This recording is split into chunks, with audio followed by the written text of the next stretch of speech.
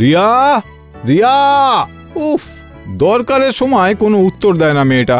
এই যে সিনেমার টিকিটটা টেবিলে রাখলাম, দয়া করে সময় মতন পৌঁছে যেও।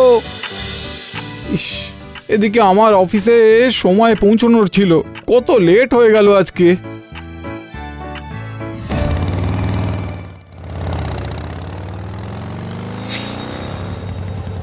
ওহ, ছাড় ছাড় ছাড় ছাড় ছাড়, সিগন্যালটা তাড়াতাড়ি ছাড়লে হয়, না হলে আজকে সত্যি এত দেরি হচ্ছে, কপালে আমার বিপদ আছে। হবে হবে, বিপদ আছে তোর কপালে, বিপদ আছে। কিছু বললেন? সাবধান, তোর বিপদ আছে সামনে, খুব সাবধান। সে আর বলতে, বিপদ বলে বিপদ। তুই বুঝছিস না, এ বিপদ বড় অলৌকিক বিপদ, সে আসবে আসবে। চাপ নেবেন না, চাপ নেবেন না। দেখুন, ওই সমস্ত লৌকিক অলৌকিক এসব আমি ঢের বুঝি, তাই যেই আসুক না কেন আমি নিজেই বুঝে নেব। এই হয়ে গেছে সিগন্যাল, চললাম। সে আসবে, ঠিক আসবে।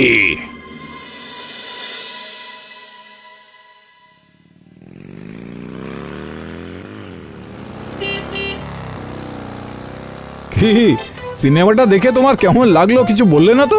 আর বলার কি বাকি আছে বলো তো? প্রতিবার নিজের বইয়ের জন্মদিনে সিনেমা দেখাও, তাও সেটা ভূতের। কোথায় ভাবলাম এইবার অন্তত একটু অন্য রকমের গল্প হবে, তাও না। অন্যরকম গল্পই তো ছিল, আগের বার ভূতের সিনেমা আর এবারেরটা কি এক? মোটেই না। বটেই তো, তুমি তো বলবেই প্যারানর্মাল রিসার্চার কি না, কাজ কর্ম ধ্যান জ্ঞান সব তো ওই ভূত পেতনিতেই আটকে থাকে। সবেতেই তো তুমি তাদেরকেই দেখতে চাও সব সময়, তাই না? ঠিক বলেছো, ওই জন্যই তো তোমাকে ভালোবেসে বিয়ে করেছি, বলো? হ্যাঁ, কি বললে? আমাকে ভূত পেতনির সাথে তুলনা করলে তো? হ্যাঁ, যখন মরে যাব না তখন সত্যি সত্যি পেতনি হয়ে তোমার সাথে সাথে ঘুরবো, তখন বুঝবে।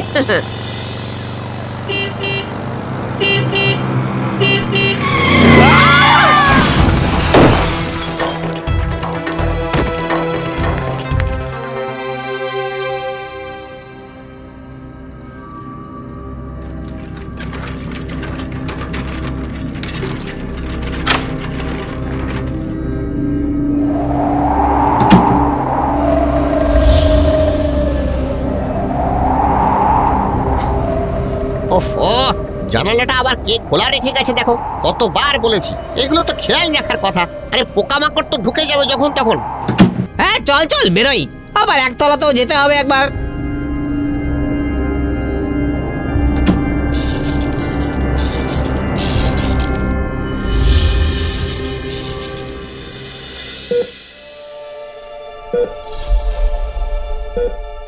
কিরে, এখন কি অবস্থা রাহুলের? জ্ঞান এসেছে, কিন্তু স্বাভাবিকভাবেই খুব দুর্বল। রিয়ার ব্যাপারটা জানিয়েছিস? না রে, জানে না, এখনো বলতে পারিনি। জানি না কিভাবে বলবো। আমি বুঝতে পারছি তোদের মনের অবস্থা। তোরা তিনজন ছোটবেলার স্কুলের বন্ধু, কিন্তু ভুলিস না তুই একজন ডাক্তারও। ভেঙে পড়লে চলবে না রে। ঠিকই বলেছিস, আমি কাল জানিয়ে দেব। এমনিতেও ওদের বাড়ির লোককে খবর দেওয়া হয়েছে, কাল আসবে। আসলে বাইরে থাকে তো। বুঝলাম, তা এখন চল, একটু কিছু মুখে দিয়ে বিশ্রাম কর, আজও তো নাইট শিফট আছে। না রে, ঠিক আছে, ভালো লাগছে না রে কিছু। এই তো নার্সও চলে এসেছে, আমার কথা শোন, আমার সঙ্গে চল এখন। নার্স, আমি ডাক্তার সৌপ্তিককে নিয়ে 3 তলার রেস্ট রুমে যাচ্ছি, তুমি একটু পেশেন্টদের খেয়াল রেখো। হ্যাঁ, আর কিছু সমস্যা হলে ফোন করো, চলে আসবো। Okay sir. এই চল চল চল।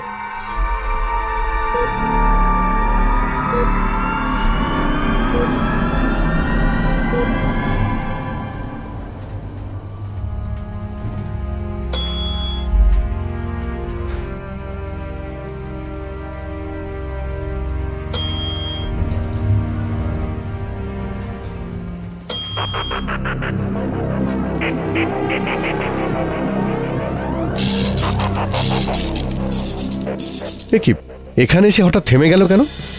মনে হয় আগে কেউ দোতলার সুইচ টিপেছিল, তাই হয়তো ইলেকট্রিক্যাল কোনো গোলমাল আছে বুঝলি, করিডোরের আলোগুলো জ্বলছে নিভছে। তাই তো দেখছি। মেইনটেনেন্সে রিপোর্ট করতে হবে। এক কাজ করি, চল সিঁড়ি দিয়েই উঠে যাই, একটাই তো ফ্লোর, চল।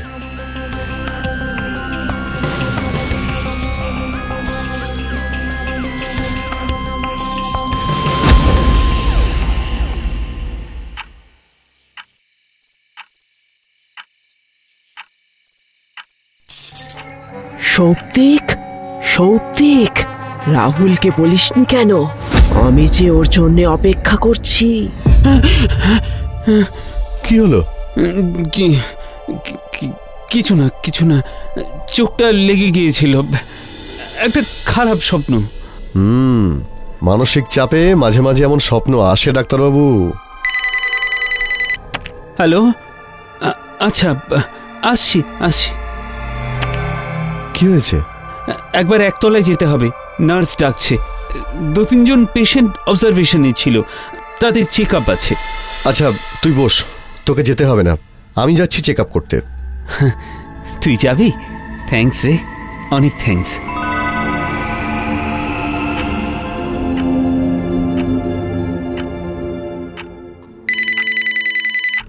হ্যালো, সে কি? কিন্তু বিক্রম তোমার ফোনের পরেই তো একতলায় যাবে বলে বেরিয়ে গেল। সে তো প্রায় মিনিট 10 আগে। ও, এখনো পৌঁছয়নি। দাঁড়াও, আমি দেখছি।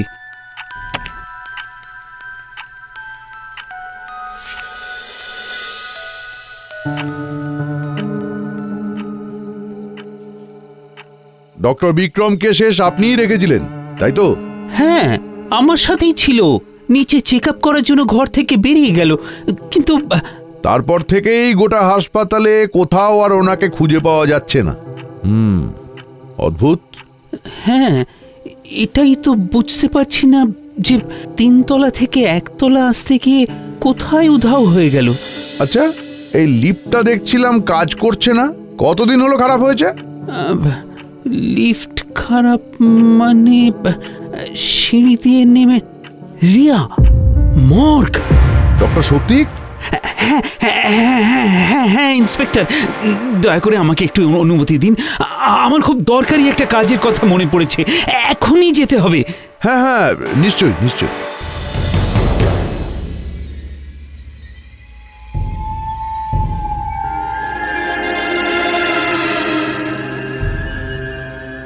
আরে, এটা তো বিক্রমের পেন।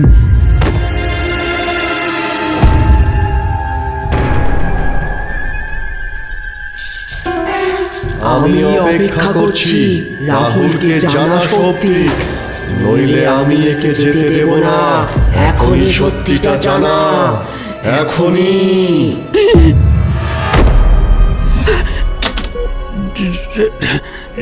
রাহুল, রিয়া মানে ও ও ও অপেক্ষা করছে তোর জন্য। তোকে একবার যেতে হবে রাহুল, না হলে রিয়া বিক্রমকে। তুই আগে বলিসনি কেন সৌপ্তিক? কেন বলিসনি যে রিয়া আর নেই?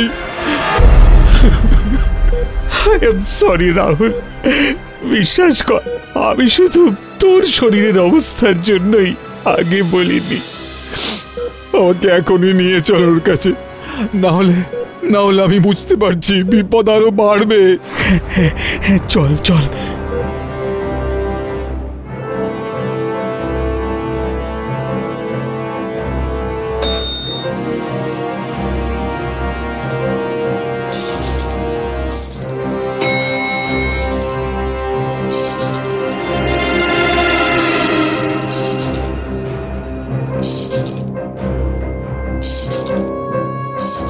সৌপ্তিক, তুই এখানেই দাঁড়া, তোকে ভিতরে ঢুকতে হবে না।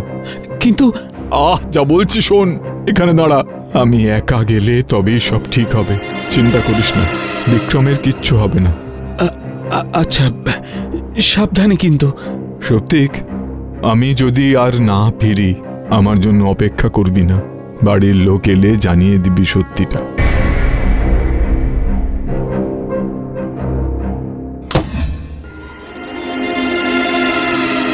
তুমি কি আমাকেই খুঁজছো?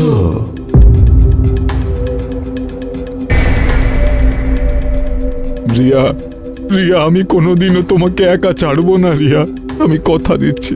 এবারে তুমি বিক্রমকে যেতে দাও।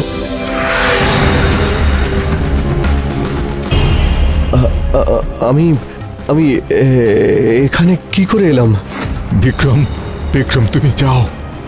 আমাকে এখানে ডেকে আনার জন্য রিয়া তোমাকে আটকে রেখেছিল। এখন আমি চলে এসেছি, আর চিন্তা নেই। যাও, বাইরে যাও। কিন্তু আপনাকে ছেড়ে তুমি এখনই যাও বিক্রম, নইলে আর কোনোদিনও বেরোতে পারবে না। যাও।